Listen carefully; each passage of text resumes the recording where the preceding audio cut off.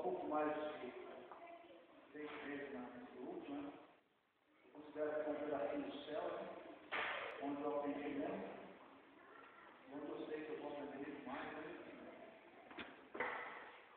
Eu sou muito grato a Deus por conceder essa graça de poder estar aqui servindo a Ele, né? É uma bênção na minha vida também. Queria compartilhar com vocês que nesses meses que eu estou aqui, a minha vida melhorou muito, graças a Deus. Eu tenho percebido em mim assim, uma pessoa bem melhor do que eu era. Não que eu fosse ruim, né? Mas eu percebo que houve grandes melhoras. Então hoje nós vamos abrir nossas Bíblias no Evangelho de Lucas, capítulo 12. Essa é uma leitura bem longa, é o capítulo 12, tá? Vou tentar ser um pouquinho rápido, porque todo mundo já conseguiu achar? Então, vamos lá. Instruções aos discípulos. Enquanto isso, os homens se tinham reunido aos milhares em torno de Jesus, de modo que se atropelavam uns aos outros. Jesus começou a dizer a seus discípulos: guardai-vos do fermento dos fariseus, que é a hipocrisia, porque não há nada oculto que não venha a descobrir, e nada há escondido que não venha a ser conhecido. Pois o que disseste das escuras será dito à luz, e o que falaste aos ouvidos, nos quartos, será publicado em cima dos telhados. Digo-vos a vós, meus amigos, não tenhais medo daqueles que matam o corpo, e depois disso, nada mais podem fazer. Mostrava eles a quem deveis temer. Temei aquele que, depois de matar, tem poder de lançar no inferno. Assim, eu vou dizer, temei a este. Não se vendem 5 pardais por 2 lados? E, entretanto, nenhum só deles passa despercebido diante de Deus. Até os cabelos de vossa cabeça estão contados. Não temais, pois mais valor tendes vós do que os numerosos pardais. Digo-vos todos, o que me reconhece diante dos homens, também o Filho do Homem o reconhecerá diante dos anjos de Deus. Mas quem me negar diante dos homens, será negado diante dos anjos de Deus. Todo aquele que tiver falado contra o Filho do Homem, obterá perdão. Mas aquele que tiver blasfemado contra o Espírito Santo, não alcançará perdão. Quando, porém, os levarem às sinagogas perante os magistrados e as autoridades, não vos preocupeis com o que haveis de falar em vossa defesa, porque o Espírito Santo vos inspirará naquela hora o que deveis dizer. Parábola do homem rico. Disse então alguém do meio do povo: Mestre, dize a meu irmão que reparta comigo a herança. Jesus respondeu: Meu amigo, quem me constituiu juiz ou árbitro entre vós? E disse então ao povo: guardai-vos escrupulosamente de toda a avareza, porque a vida de um homem, ainda que ele esteja na abundância, não depende de suas riquezas. E propôs-lhe essa parábola. Havia um homem rico, cujos campos produziam muito, e ele refletia consigo: que farei? Porque não tenho onde recolher a minha colheita.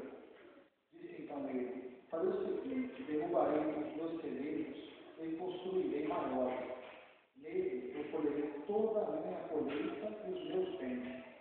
E direi à minha alma: ó minha alma, tens muitos bens em depósito para muitíssimos anos. Descansa, come, bebe e regala-te.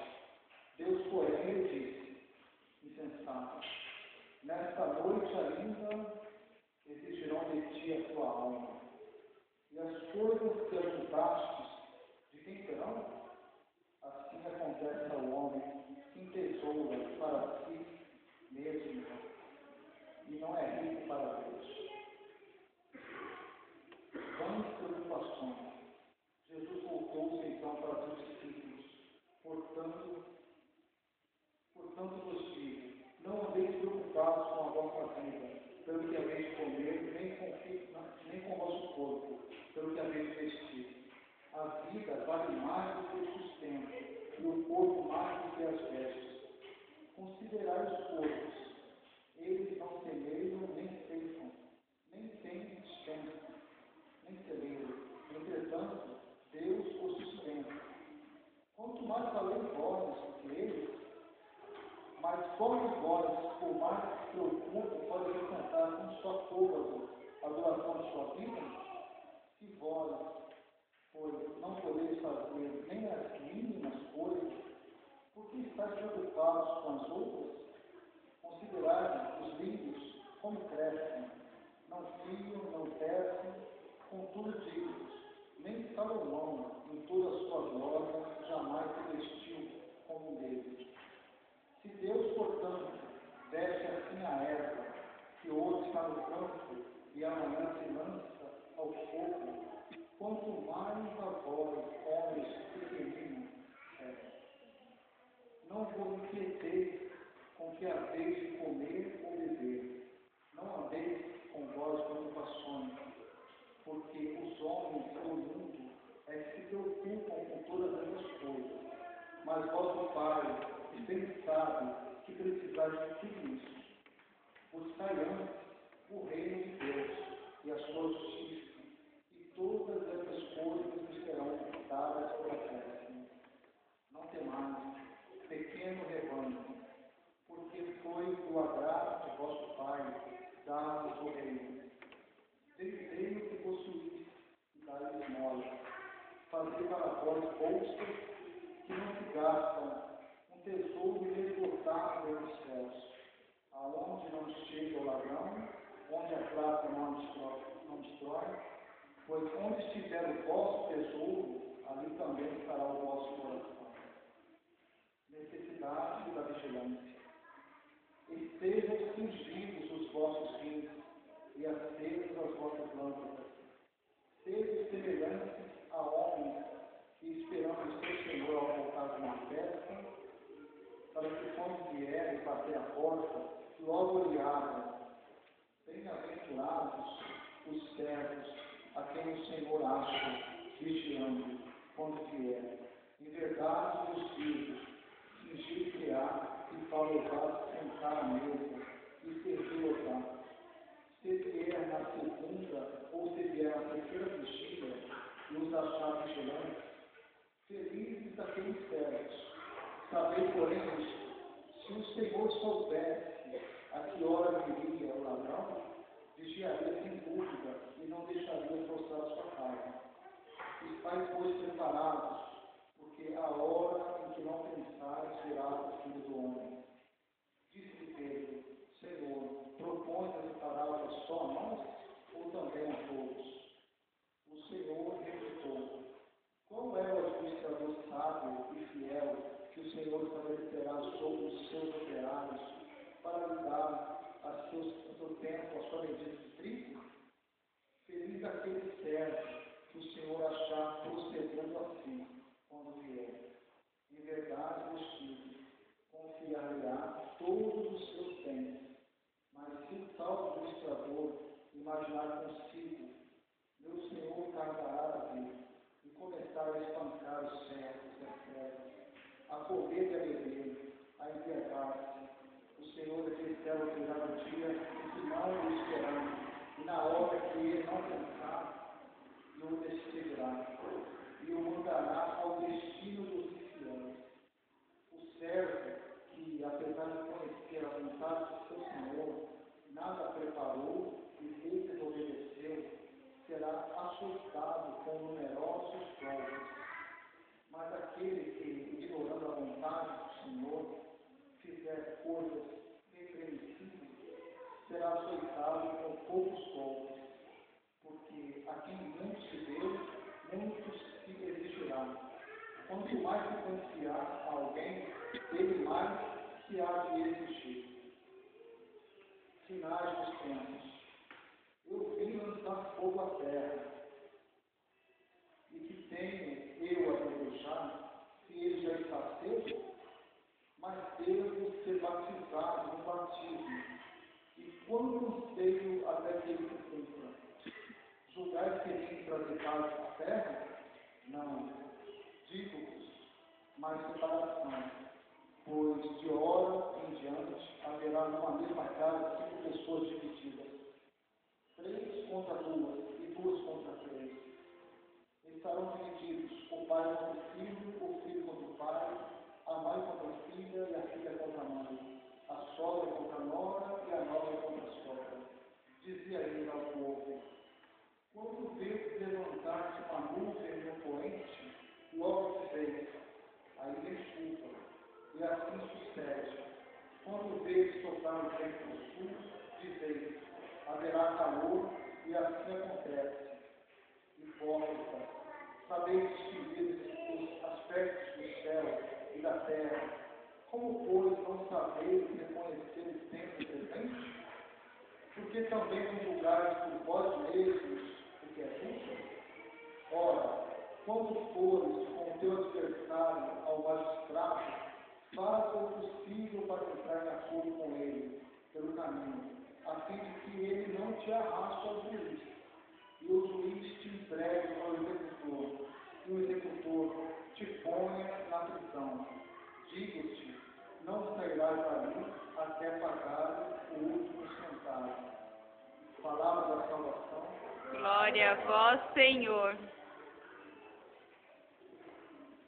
É uma leitura longa, né? Mas aqui está o resumo, né, da salvação do homem.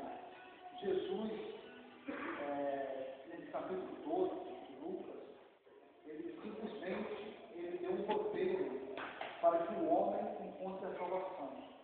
Ele mostrou as coisas que o homem deve fazer para encontrar a salvação e mostrou também os pecados que fazem os homens se perderem. Né? E uma coisa que eu notei aqui, que eu achei assim importante, Jesus, como vocês sabem, é o Verbo. Então foi através dele que tudo foi feito. Deus, antes da criação do mundo, ele diz que haja luz. Então, esse pronunciamento foi Jesus, que é o Verbo, que é a palavra. Então, tudo que Jesus fez, tudo que existe, Jesus fez. Então, aqui logo no começo do primeiro capítulo, versículo, aqui diz: enquanto isso, os homens se tinham reunido aos milhares em torno de Jesus, de modo que se atropelavam uns aos outros. Eu fico imaginando o que Jesus tinha de tão especial para que milhares de pessoas o cercassem, né? Jesus, ele não carregava nada do si. Não tinha ouro, não tinha prata, ele não era rei afligido, né?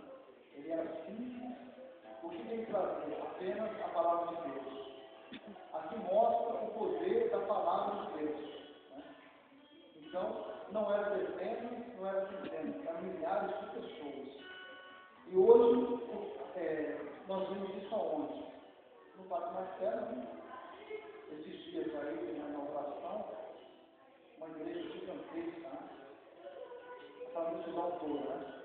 Então, eles estão fazendo o quê? Vendo Jesus, querendo encontrar Jesus, né? Para receber as graças dos pais. E essas pessoas que estavam aqui também, ao redor de Jesus, eles fizeram a mesma coisa. O mesmo que nós estamos aqui fazendo. Nós não estamos aqui de alegre, nós estamos aqui porque nós queremos escutar a voz do Senhor, nós queremos pedir algo para a voz do Senhor. E essas pessoas, elas reconheceram ali naquele homem, no que ele falava, o Filho de Deus. E aqui mostra também que Jesus chama a todos. Né? Se não estava todo mundo lá, é porque eles não fizeram isso. Mas ainda bem que tinha milhares de pessoas. Jesus, ele fala muito dos fariseus, né? Parece que tem uma certa dificuldade com os fariseus. Mas a dificuldade era pelo motivo, né? Porque os fariseus, eles administram o templo. Né? São aquelas pessoas que se vestem bem, né? Que se sentem maiorais, que se sentem superiores aos outros, né? E que ditam as regras. Né?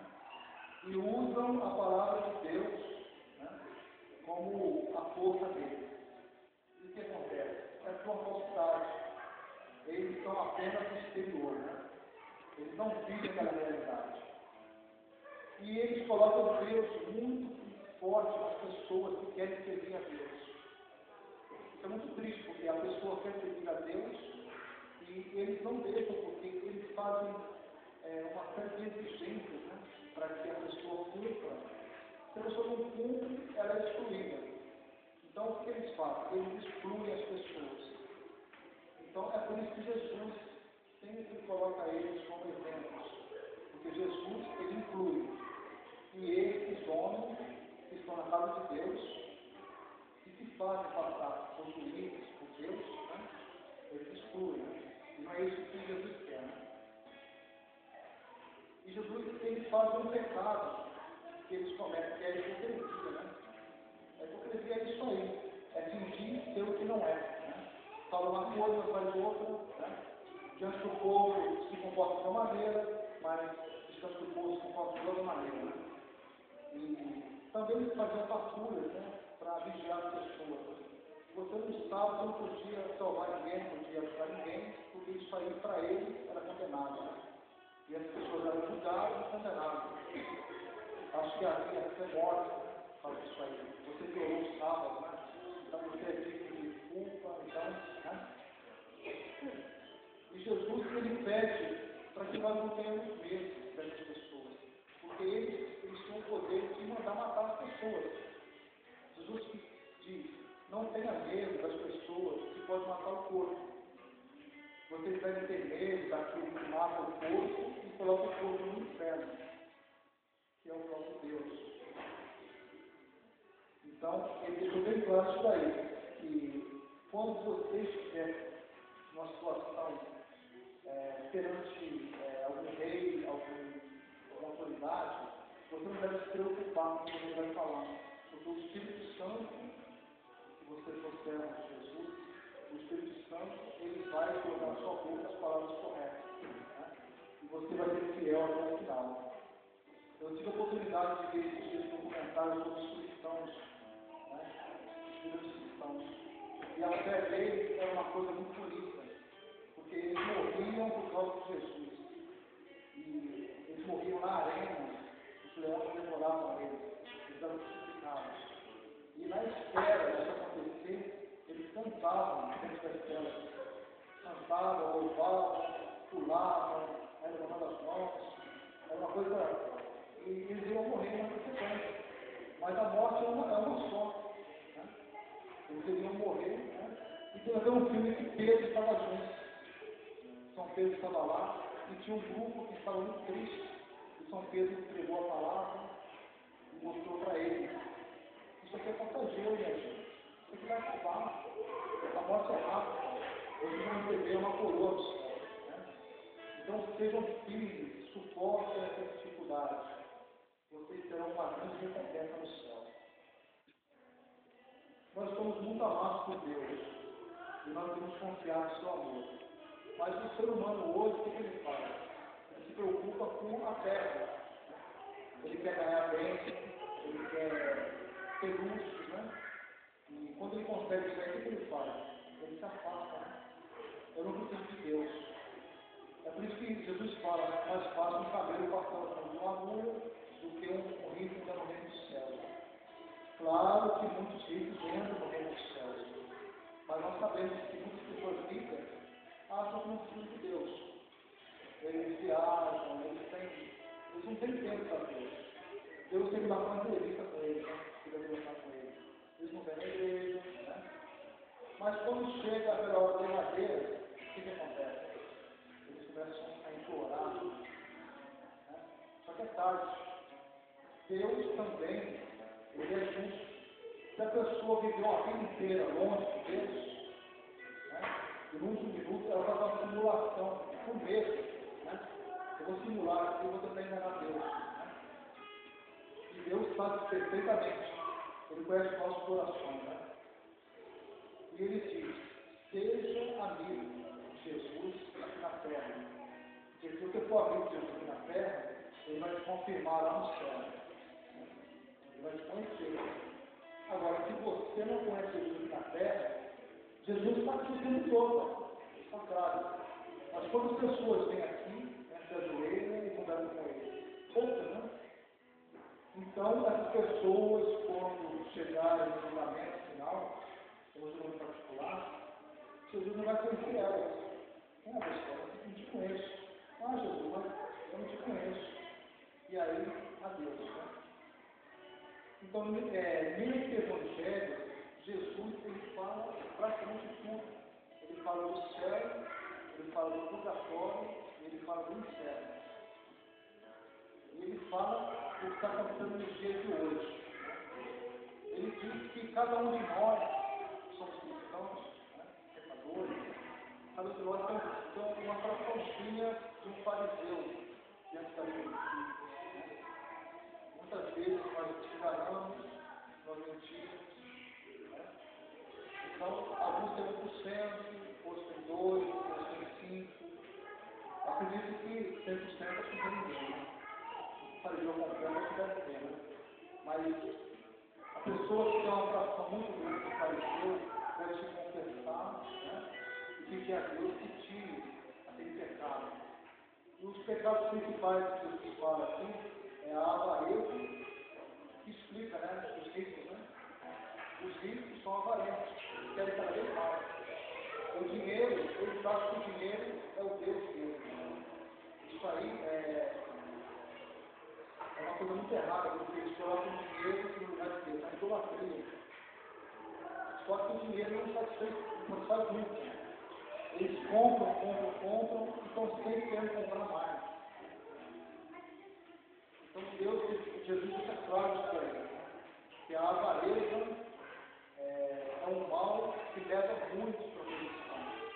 Que a pessoa se apega tanto àquilo ali, ela arruma 2, 3, 4 empregos para melhorar o salário, né?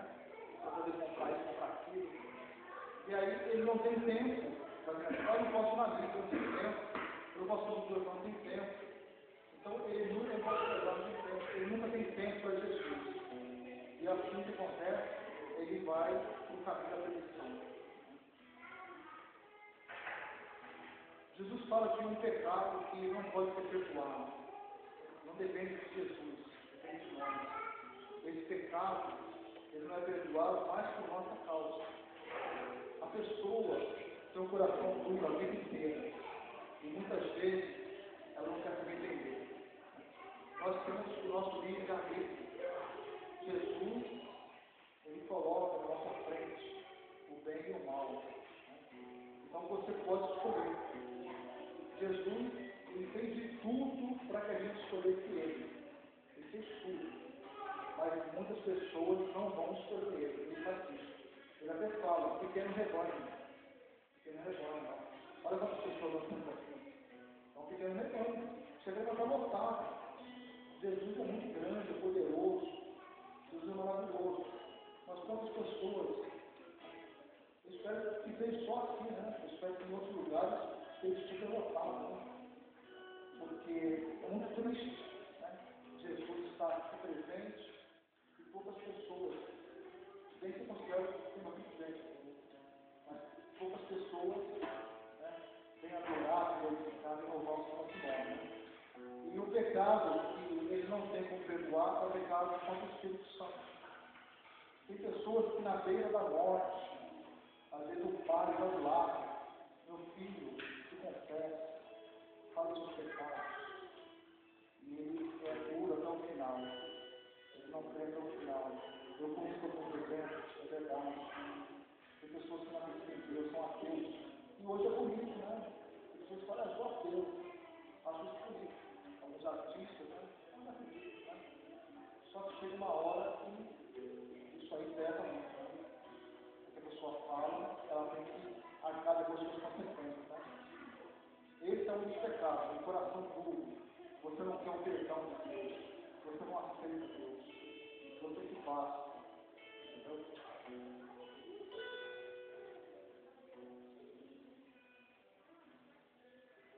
E também no conta passagem aqui, que aparece uma pessoa, ela cai de paraquedas nesse versículo aqui, né? Jesus deixa bem claro que o seu propósito aqui na terra é outro. Ele não se envolve em questões mundanas.